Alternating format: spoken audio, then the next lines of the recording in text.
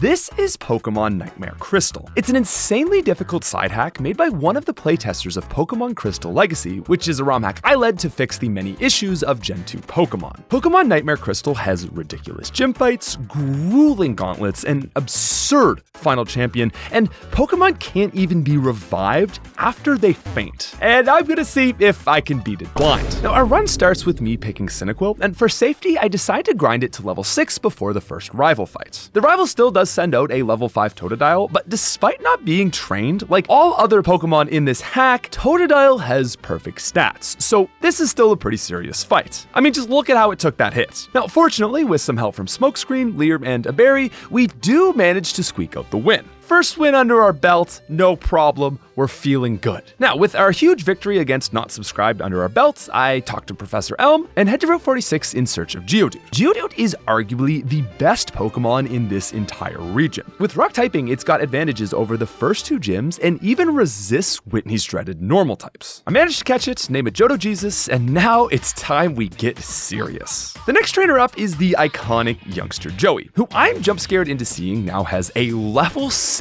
Rattata, which destroys my Cyndaquil, and not even the power of a level 2 Rock God is enough to win. So we wait out. Round 2, we name our Cyndaquil Justice, pick up Johto Jesus number 2, and get trained up to take on Joey once again. And this time, we're not here to play nice. Geodude curb stomps Rattata 1, cracks Rattata 2's jaw King Kong style, and then picks up youngster Joey and uses his limp body to beat his final Rattata into a purple viscous goo.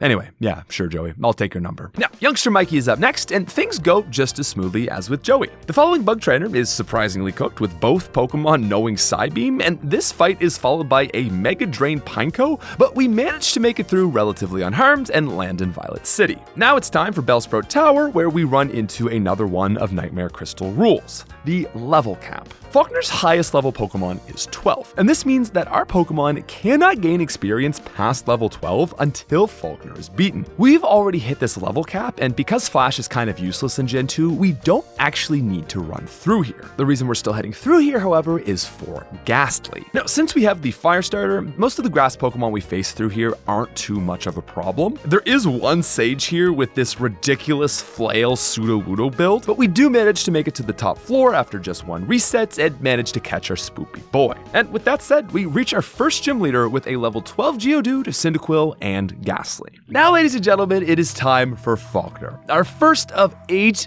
gym badges, who leads with a Skarmory. The perfect counter to Geodude. I swap Justice and... Okay, you know what? Actually, never mind. Let's just save ourselves the time because I think we all know this is going to be a wipe. Okay, round 2, and this time we lead Ghastly to put this Terror Bird instantly to sleep. I swap with Cyndaquil and manage to melt its Steel Beams before it can do anything major. That's 1 Pokemon down, 3 to go. Now, next up is, you guessed it, another fully evolved Pokemon in Noctowl. Now, Noctowl's biggest issue is just being bulky, but it's very annoying because it has Mud Slap. And while a weak move, this is super effective to our entire team. But even worse, it further lowers Geodude's already inaccurate Rock Throw. Now, this could have been a much more frustrating moment, but fortunately, Geodude does manage to get Noctowl down with only minimal misses. Now, with Noctowl down, Zubat comes out next, and this is the first time where I'm able to put my Crystal Legacy design experience into use. Cause see, I may have not made this ROM, but I've worked with all the people that had a hand in it. And knowing the team, I was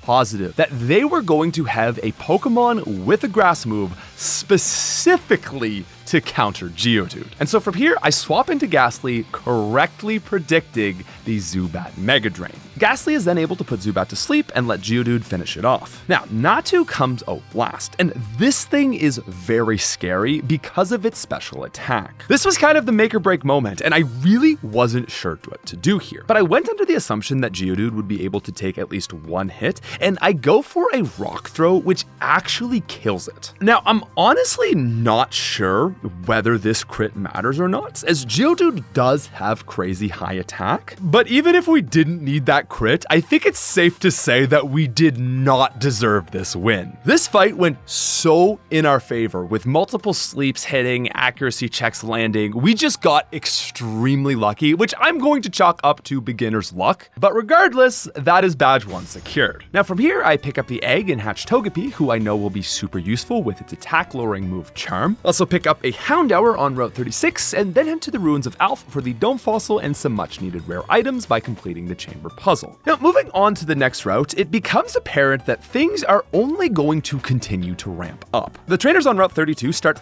5 levels higher than Falkner, and I do run into some pretty big trouble. Most notably is this one fisherman who stomps me so many times that I am forced to catch a Mareep and evolve it to Flaffy just to beat him. Next, it's time for the Azalea Town arc, which is notably one of the more challenging sections in Crystal. First, we have to deal with the rockets in Slowpoke Well, which overall aren't a huge problem. The grunts don't threaten us, but I do lose my Ghastly to the final rocket's transformed Ditto, so I do have to reset a single time before getting the win. Also, I will note this guy was a very weird fight, with not just a Ditto, but also running Smeargle. It wasn't the most challenging fight, but I was definitely surprised to see these team members. But regardless, that's one of 3 major Azalea trainers down. Next up is Bugsy. Now, learning from our fight with Falkner, we go into the Bugsy fight leading with a Flaffy rather than Geodude, predicting that the lead Pokemon would have a grass move, and I'm once again correct. Baba, the Flappy, paralyzes the Beedrill, and then we swap to Geodude to take it down. Now, I wasn't sure if we should be expecting more grass moves, but seeing as though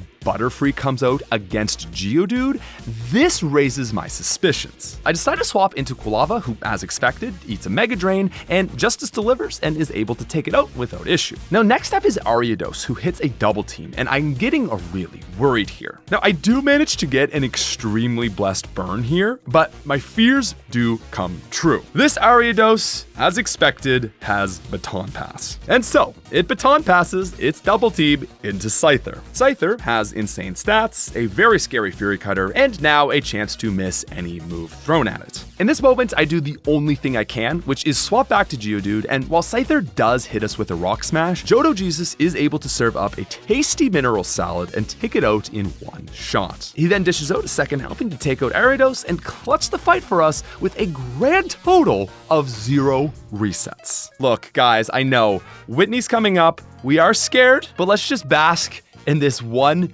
beautiful moment because it's probably going to be the only major fight we get 0 resets the entire game. But we can't spend too long basking because of course we still have our 3rd and final major fight in Azalea Town. Now before heading into the rival fight, we do actually have that level cap raised, and so our team climbs to level 24, giving us a Togetic and Quagsire evolution. Now heading into this rival fight, I have no idea, but just like the regular Crystal Legacy, he sends out Larvitar. This is no problem for Quagsire, but surprisingly however, his second Mon out is actually Sneasel. This is no problem, and Crocodile and Ghastly don't really pose a huge issue for us either, and so we're actually able to edge this one out without reset. Just after Ilex Forest, the route before Goldenrod features the game's second No Way Back gauntlet, where we must face multiple trainers in a row. Things go as fine as things are going, but the final trainer on this route has a level 24 Azumarill, which I assume at the start is a troll fight. This is actually a joke between some of the original Crystal Legacy playtesters. The very first version of the Crystal Legacy beta I sent them featured this exact trainer with an Azumarill that made multiple testers wipe. So in keeping with that old joke, Arrow crafted an absolutely disgusting Learn set, which I quickly see contains Present, Defense Scroll, and Light Screen, essentially turning this fight into a long, slow slog. I'm fighting it, assuming all this is going to take is a bit of grinding until it gets into the red and decides to drop Domain Expansion on me with its final move as Rest. Now, in almost any scenario, this would have been a reset, but we fortunately have a Ghastly, which can use Curse to cut its HP at half and then drop Azumarill's health by 1/4 each turn. And so with that, the OG Spookster is able to clutch what otherwise would have been a worse experience than Game of Thrones Season 8. Now reaching Goldenrod, I see the route above it is filled with over-leveled trainers, and this means it would probably be better to take on the Pink God of Destruction before heading any further. Whitney, round 1. On a first attempt, we instantly lose Geodude, so I reset. On the second attempt, it goes for an Agility Baton Pass pass into Girafarig? Yeah, it would seem that the most cracked trainer in all of Johto has managed to get even more cracked. So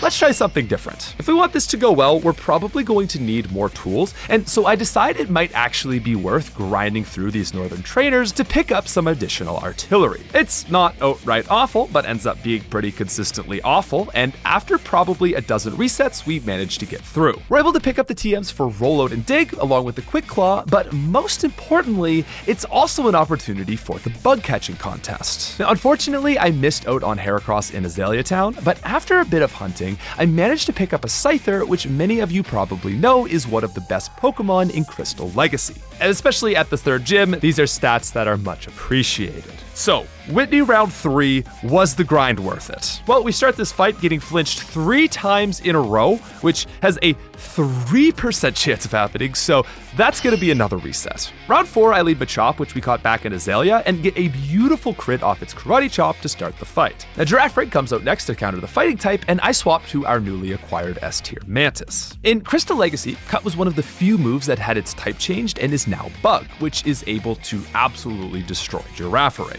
From here, it's all-out war between Quagsire and Whitney's now Clefable, which so conveniently for Whitney uses a Mint Berry off its rest. From here, I have to swap to Machop, which manages to take it out, and then Porygon comes out next. Now, we gotta remember, this is Whitney, and this fight has been going pretty well. And I'm honestly not sure if we can get this outcome again. So it's with a heavy heart that I decide to go for our first sack of Machop so that we can get a free swap in and win the fight. Togetic comes out and is able to tank hits from Porygon, and then it's just down to Miltank, which once again, thanks to the power of Ghost, Curse, and Hypnosis, is super easy and barely an inconvenience. And then we're able to just stall it out until Curse kills it. I'll say it once and I'll say it again, this is arguably the best Pokemon in all of Crystal. Badge 3 secured, and while we didn't get out unscathed, I'm honestly just happy to get past Whitney at all. And thanks to the noble sacrifice of Machop, we're able to get our team up to level 29, giving us both Haunter and Graveler. And also Kadabra, because I just picked up an Abra. Now, our next serious fight is the rival in Burn Tower, but this is really just a warm-up for Morty, who's the main event. So Burn Tower is pretty cool in this hack because it has a weather event where all the fights in here are permanently sunny day, which is cool, but much to the rival's demise, it still isn't enough to save his Larvitar or Magcargo from a Quagsire Surf, courtesy of the Komodo girls. Which, if you were wondering, since they still only had one Pokemon, were pretty easy. I'm also going to make note of these 3 beasts, which just unstoned themselves. Not sure what they're all about, not sure what they're here for, and I'm sure they won't have any relevance to the rest of the video. So, moving on to our 4th badge, I first head to Morty with a team of our freshly evolved Houndoom, Quilava, Quagsire, Kadabra, Haunter, and Graveler. Now, in the first attempt, I lead Kadabra, hoping for a Haunter, but instead he smartly leads Misdreavus, and things go poorly from here. In our second attempt, I learned that Morty has an Umbreon, which would be really good news for us had we actually decided to take Scyther. So, on our 3rd attempt, I lead with the ever-speedy Haunter to sleep Misdreavus and take it out before I can pull off any shenanigans. Umbreon is out next, and just as we promised, Scyther is able to take it down with Stab Cut. Now, out next comes a stylistically appropriate Marowak, to which I swap to Quagsire to eat an Ancient Power and surf the Marowak in 2 shots. Next, it's Morty Stantler, who was also part of Crystal Legacy. Now, with the help of a Mint Berry, Graveler is able to take care of it by ducking and dodging its way through Hypnosis. And so now it's just down to Gengar, which I learned has Giga Drain, as that's what Bunga, yes, Bunga, the Houndoom, eats on a swamp. Now, Houndoom was prepared for the Hypnosis holding a Mint Berry, but in the end, we didn't even need it. Just goes for some Thunder Punches, and Houndoom, being the perfect counter to Gengar that it is able to destroy it. Overall, Morty, honestly, not too bad. 4 badges down, 4 to go. Now, it's at this point in Johto where the game opens up for us to take badges 5, 6, and 7 in whichever order we want. After a bit of consideration, I feel like our team of the now Ampharos, Typhlosion, Houndoom, and Thunder Punch Haunter are going to line up pretty well against Price's Water and Ice types, so I decided we'll take him on after Chuck. The road to Cyanwood is long and dark, but I have a plan, and it's very simple. Beat every trainer in my way. Now, I pick up the Good Rod and catch myself a Staryu. We then chat with Jasmine at the top of the lighthouse, and she tells us she needs potions from Cyanwood. We then take on the ocean water routes, which have seen some pretty big overhauls, and then finally take on Eugene to further the Suicune plotline. Unstoned Dog, Skippy Boy. I grabbed the secret potion from the pharmacy in Cyanwood. One thing we added in Crystal Legacy is this guy also sells some rare items, some of which being evolution stones. We pick up a water stone and use it on our Krabby Patty loving psychic ocean critter. Now, for those of you who don't know, Starmie is one of my favorite Pokemon of all time, and partially due to childhood nostalgia from the anime, but much more because it's just really freaking good. And even though Starmie doesn't have a psychic move yet, its fighting resistance is still going to be of massive use against the 5th gym, which, look at that, is about to get underway. I head into this fight with Kadabra, Starmie, Haunter, Scyther, Quilava, and Houndoom. This is our first fight against a team of 6 Pokemon, and we're really starting to see teams with crazy coverage. Now, for our first matchup, my Scyther is greeted by a lovely Rock Slide from Primeape, but we decide to keep on fighting and just scout out the rest of his team, and I'm eventually met with defeat by a Sandslash. This is enough info, however, that I think we should be able to win with the right luck, which unfortunately takes 3 more resets as I struggle to hit the Hypnosis first turn on Primeape. Which honestly, in retrospect, with Rock Slide, Stab Fighting, and Dig is easily the scariest thing on this team. Now, once we do manage to hit the sleep, it's an easy swap into Scyther to take it out. Next, Sandslash comes out to Swords Dance, and I swap to Patrick Star, who is able to one-shot it before running away with this fight. Chuck then takes a page out of the Fuchsia Gym Junior Trainer book and sends out Hypno. So I first set up Light Screen to stop Hypno's expected Thunder Punch, and then swap into Houndoom. We get a lucky crit on Hypno, which saves Houndoom from needing to 2-shot and saves us just a bit of HP. Now next comes out Hitmonlee, who I try to have Kadabra go for the one-shot on, and I made a big mistake here forgetting that Hitmonlee has like ridiculously high special defense. Hitmonlee claps back in fantastic fashion, and our plans are foiled, so that'll be another reset. Actually, 3. Now, on our next successful attempt, we basically just rinse and repeat this strategy, but I have Scyther swap in on Hitmonlee instead of Kadabra, and with much lower defense, it is able to one-shot. From here, it's just Poliwrath, whose Ice Beam isn't enough to take out Scyther in 2 before our beautiful S-tier specimen can take it down. Side note, I gotta say, I'm really starting to find that the aces on the teams are just like never the biggest threat. Now, Chuck still has 1 Pokemon left here, however, and fortunately for us, Pinsir doesn't have anything but Twin Needle to hit Haunter for ineffective damage. So we're able to snag the win with no losses and only my dignity in so many resets affected. Now, beating Chuck gives us access to Pokemon up to level 38, which I realize is not as helpful as I was hoping. It is, at the very least, enough for us to finally evolve Golem, along with our Strider Justice, into Typhlosion. And as this beautiful metamorphosis is taking place in front of us, I realize that there should be an easier option that we could take to do this next section. See, if we go back and beat Jasmine first, this will up our level cap. And this raised level cap could, in theory, even be level 42, unlocking Alakazam and Gengar for a pretty long stretch of trainers. Seems like a worthwhile decision, so that's exactly what we do. Oh, we also finally get our hands on a Gyarados. Badge number 6, let's do this. In our first attempt, in what feels like the first time ever, I lead Typhlosion into Fortress. Look, we've mostly flubbed the leads, but sometimes you nail it, and this is a great start for us. Now, hilariously, I later learned that this Fortress actually has a focus band, which has like a 12% chance to activate. If it does, it doesn't die, and it has Explosion. So that would have been funny for the video, but I'm very grateful to get by. Now, Ampharos comes out next, and I swap Golem as it sets up a Rain Dance. It's now time for the longest living Pokemon in this entire video. As Golem's Dig attempts to connect, Jasmine swaps to Scizor, which is able to eat a dig for minimum damage. This is still a great position, however, as I could swap Typhlosion, who eats a Metal Claw and is able to one-shot Scizor in the rain. Now,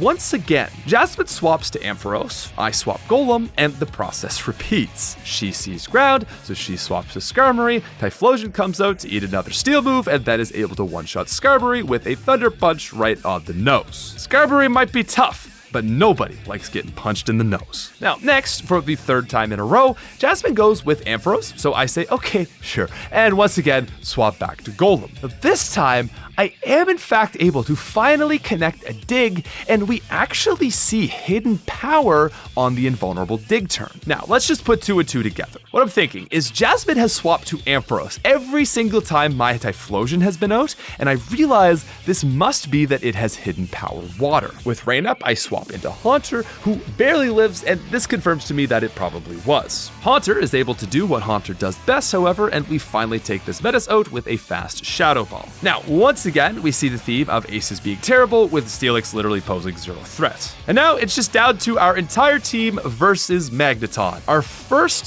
sweep, single attempt win against the gym leader, and I flub it. Unfortunately, we get a little too overconfident on this one, and it turns out that Magneton also has hidden power, which I'm assuming is probably either grass or water. Still, a very good first attempt, and it only takes one more reset before we're back to the same position. Now this time around, we could swap Ampharos to eat a Thunder, and then slowly chip down its health with Thunder Punch. Probably should have just given Ampharos Fire Punch, but we're able to secure the win and get our 6th badge. Pretty proud of this win. And now, though, it's time for the disappointing part. In beating Jasmine, our level cap only raises by 1 single level. This is sadly not enough for our big 2 trade bonds. It's not enough for Psychic on Starmie. It's not enough for Flamethrower on Houndoom.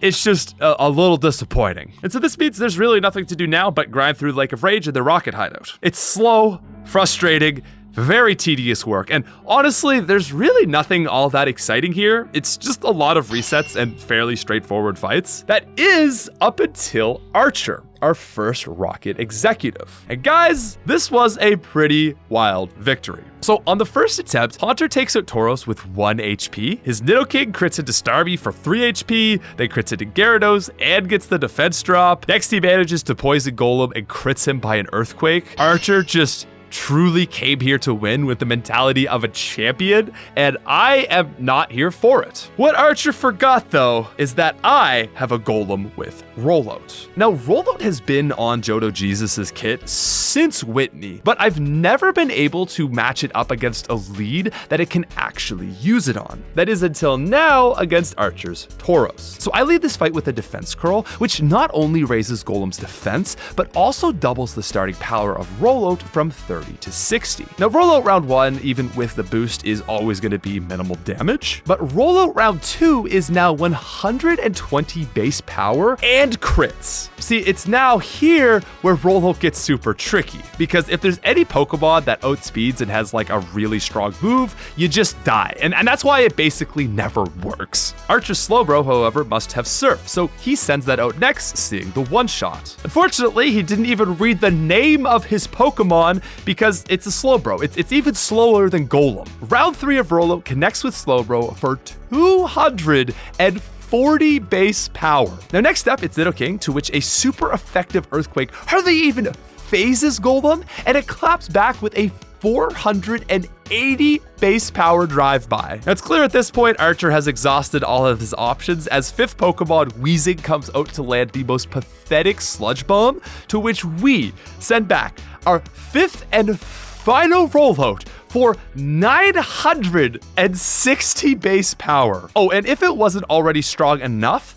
that calculation is before the 1.5 times stab bonus from Golem being rock type. My inner nerd is satisfied, and Golem has just been cemented as a true god. Now, Ariana is the final fight of this place, and I do try to do Rollout again. It doesn't work. It's just a really hard move to set up. But just, guys, listen, remember, we had that one moment, and it was beautiful. We're still able to get through this fight with just a few resets, take out the Electrodes, and turn off the Rocket radio signal. Time for Badge 7, where, honestly, the price fight isn't too easy, but it's just nothing very exciting. He's got Sneasel, Donphan, Ursaring, what you would expect any Ice Trainer to run. Now, of major note, the run that we win on does see a second sacrifice. For those who have seen my other videos, you probably know how I find Gyarados to be so annoying, because it's literally just so consistently good in every Pokemon game. And so for once, I decide that Gyarados should sacrifice something. It should give something up. So we stack the G-Man for an easy win. Badge 7 secured. Now, at this point, it's apparent to me that the weird level cap stuff was intentional so that you couldn't cheese one of the gyms by like doing a weird order or something. Because with this win, our level cap raises to 50, meaning we get Gengar, Alakazam, and are also able to pick up Aerodactyl from the ruins of Alph. Now, for the sake of getting through this at a reasonable time, we're going to skip through most of Rocket Hell,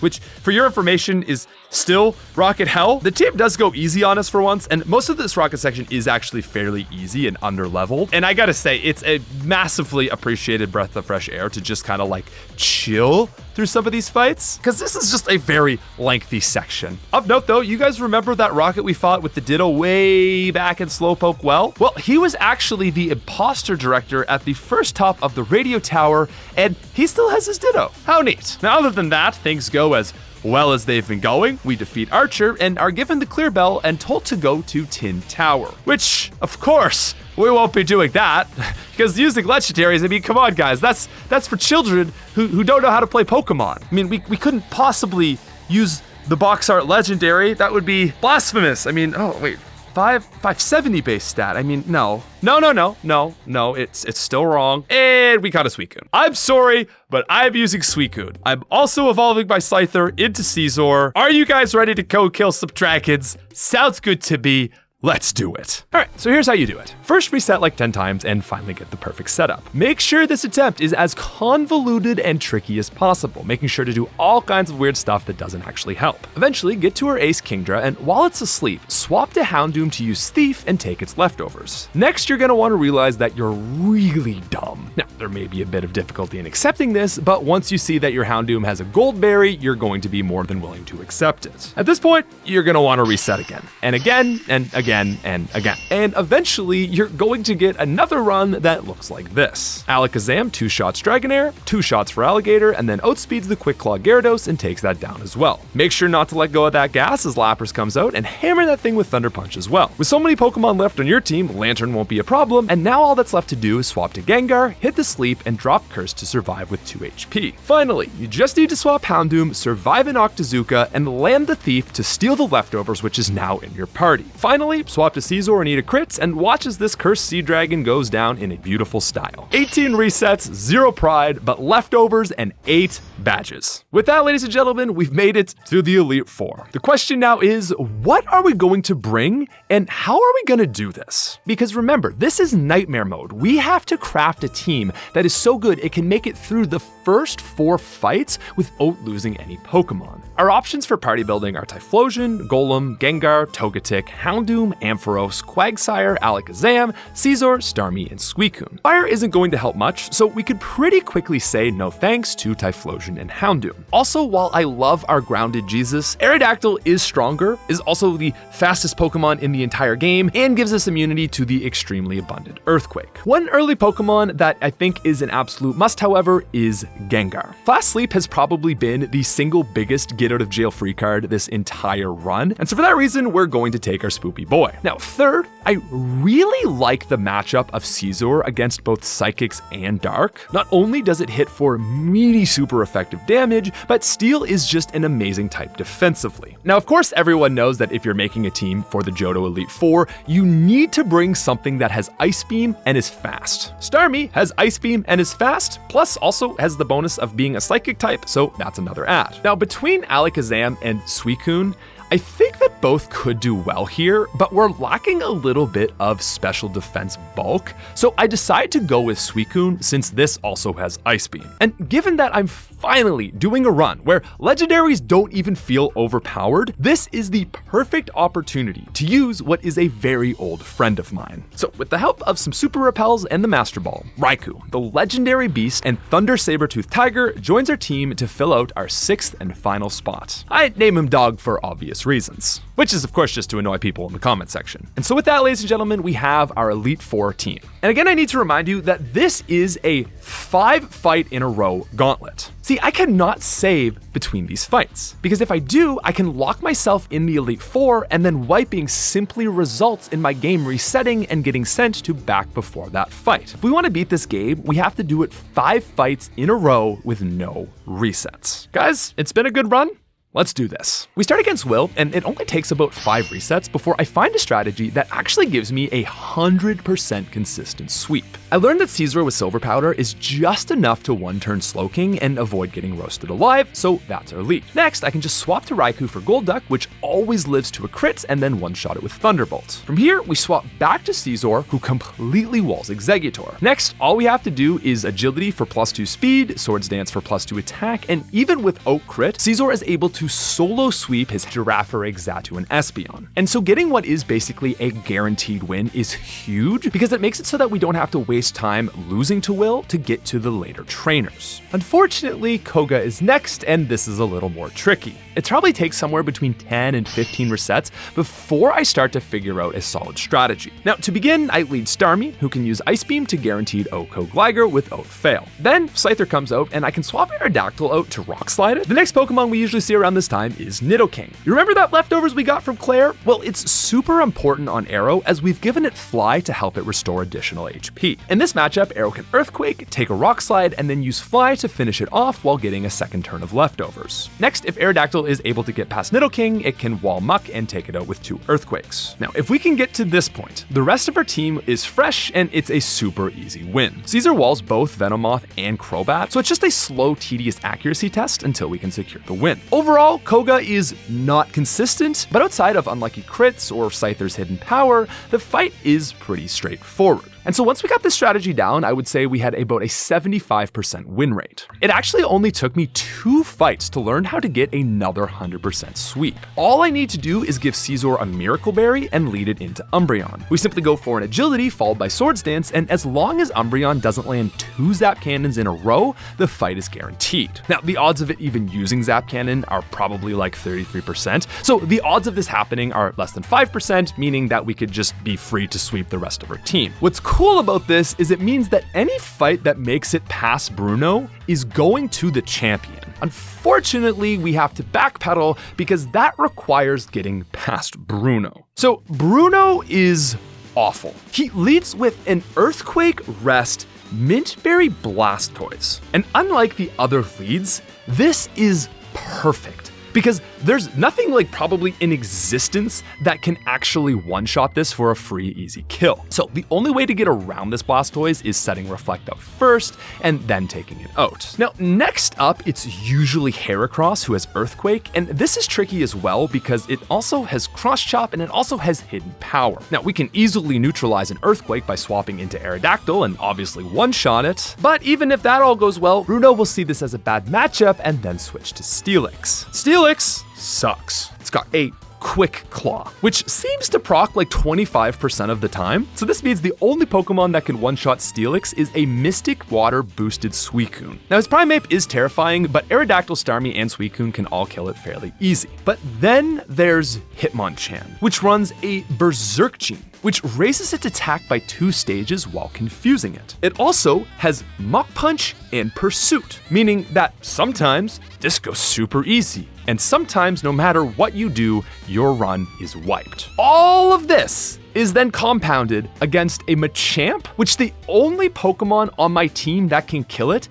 is an Aerodactyl at perfectly full health. Stack that with the fact that every time I lose to one of these single things going wrong, I then have to go back and fight the other 2 members. Now, it took me about an hour and a half to get to Lance for this first time, but by this point, I had really started to understand my strategy and I was feeling good. And actually, the intel that I get from this first Lance fight is pretty useful. I learned that he leads with an Aerodactyl, his fight is in the sun, and he still has Zapdos. And so what was after, I don't know, 50, 75, 100 total resets, we lose to Lance, try a whole bunch of other times, and finally get together a strong run. So ladies and gentlemen, here's the story of how we beat Nightmare Crystal. We fight Will and run the same consistent strategy that we've been running every single time. Now crazily, just before this run, I actually had to reset on Koga 3 times in a row due to lucky hits. Fortunately though, we do finally get our luck back, and the strategy we devised is able to secure us a win with no losses. Now it's time for possibly the most lucky fight you'll see in this run. Bruno round 800,000. As per usual, Raikou reflects against Blastoise, eats an Earthquake, but then procs and activates a Para to save Raikou a quarter of its health. Bruno swaps out to Steelix to eat a Thunderbolt, but then Suicune comes out and one-shots. Blastoise comes back, and this is always the absolute worst, because rest is priority, which means all that work we just did on Blastoise is for nothing. Now, expecting an Earthquake, we pivot on Arrow, then into Raikou, hit a Reflect, and get taken into red. So, at this point, I'm expecting another loss, same old, same old. But against all odds, we somehow crit. Guys, Raikou hit a 10% para proc into a 50% para hit into a 6% crit. The odds of Raikou pulling this off is like 1 in 300.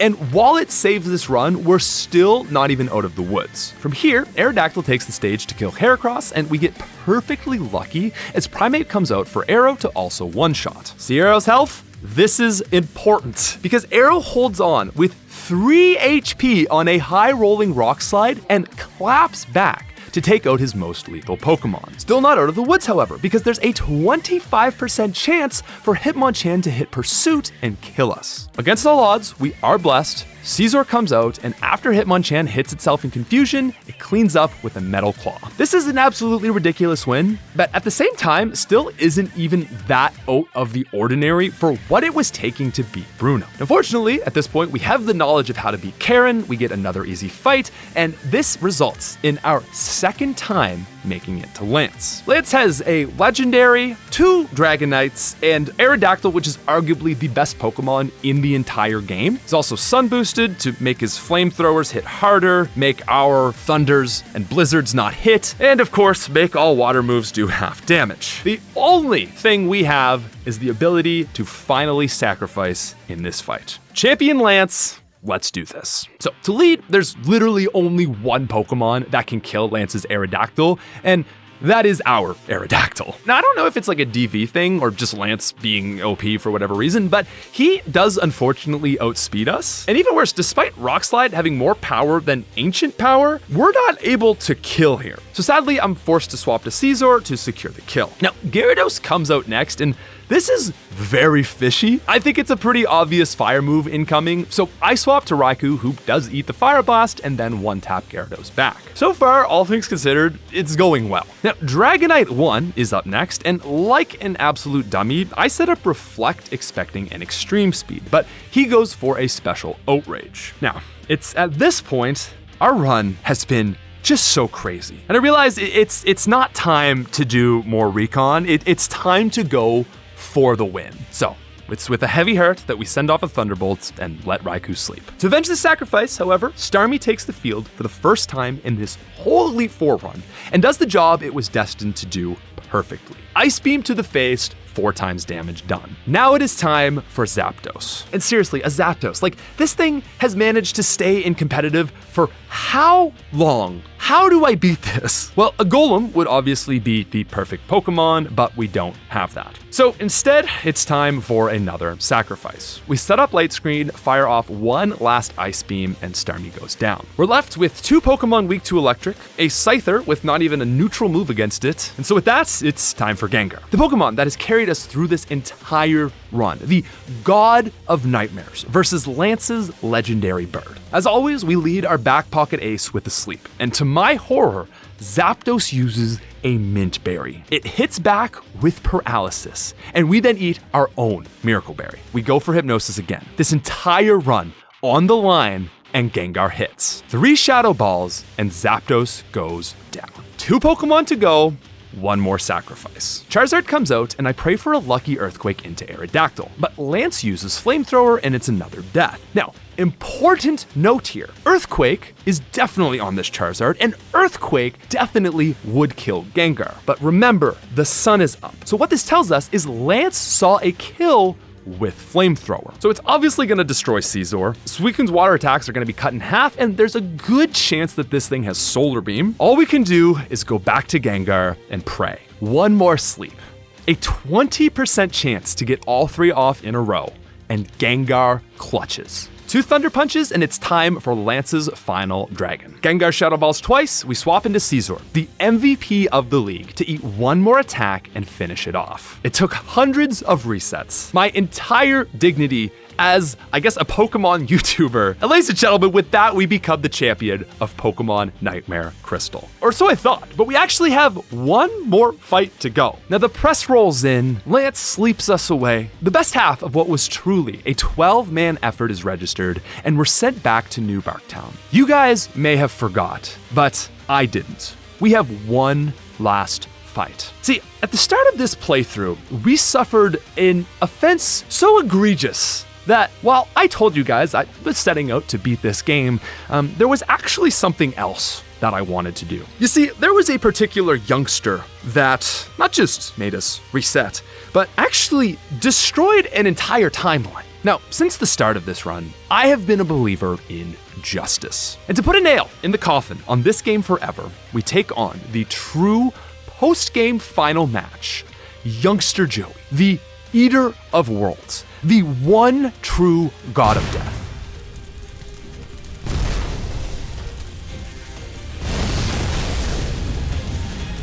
Justice is served.